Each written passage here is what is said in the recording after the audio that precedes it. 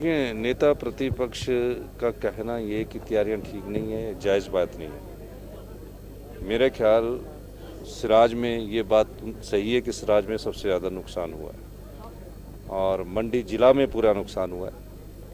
हमारी पूरी तैयारियां हैं। मैं आज खुद धर्मपुर विधानसभा क्षेत्र में जहां 19 घर बह गए हैं, उन परिवारों से मिलकर आया, उनके साथ बैठकर बातचीत की। फिर उसके बाद मैं बाय रोड गया और 3 घंटे नदौन से मैं रोड करके धर्मपुर पहुंचा। उसके बाद सरका घाट बाय रोड आया। फिर मैंने सेना के हेलीकॉप्टर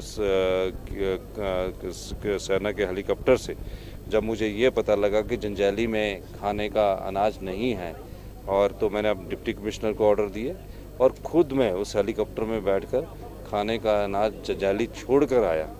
तो जहाँ हेलीकॉप्टर उड़ सकता था वहाँ उड़ाया गया और 2 प्रेग्नेंट जो महिलाएं थी उनको भी हमने एनडीआरएफ और एसडीआरएफ की टीम ने मिलकर रेस्क्यू किया।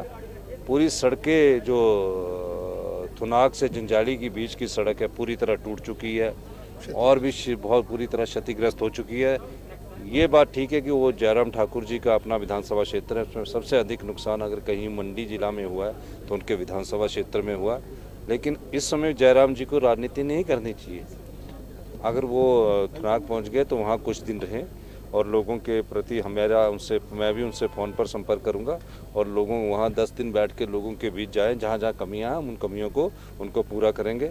महज बयानबाजी नहीं करनी है उनको कि महज बयानबाजी कर दी कि वहाँ जाके अटेंडेंस लगा दे। उनका विधानसभा क्षेत्र है, उन्हें 10 दिन रहना चाहिए वहाँ, और 10 दिन में मेरे साथ उनकी बातचीत हो रही है और मैंने ईएनसी को वहाँ भेजा है। आईपीएच मिनिस्टर साहब खुद उसका पानी की स्कीमों का जायजा ले रहे हैं। हेल्थ मिनिस्टर साहब खुद उनकी पूरी स्कीमों का जायजा ले रहे हैं।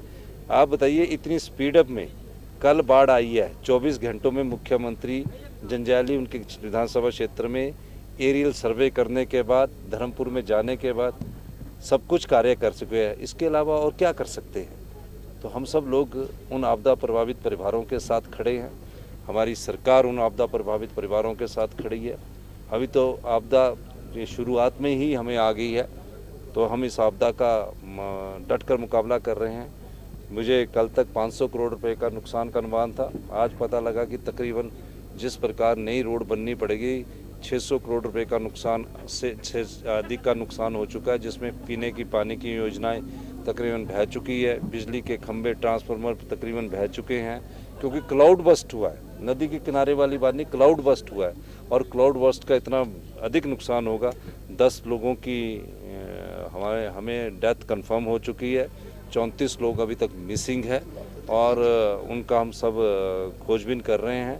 तो काफ़ी बड़ा नुकसान हिमाचल प्रदेश को हुआ, पावर प्रोजेक्टों को नुकसान हो गया है। इस दृष्टि से हम कोशिश कर रहे हैं कि जहां अभी सड़कें नहीं है वहाँ हेलीकॉप्टर के माध्यम से राशन पहुंचाया जाए, और जहां सड़कें हमने खोल दी है वहाँ बिजली की योजनाओं और पानी की योजनाओं को ठीक किया जाए और लोगों को बिजली उपलब्ध करवाई जाए और पानी उपलब्ध करवाया जाए। Thank you.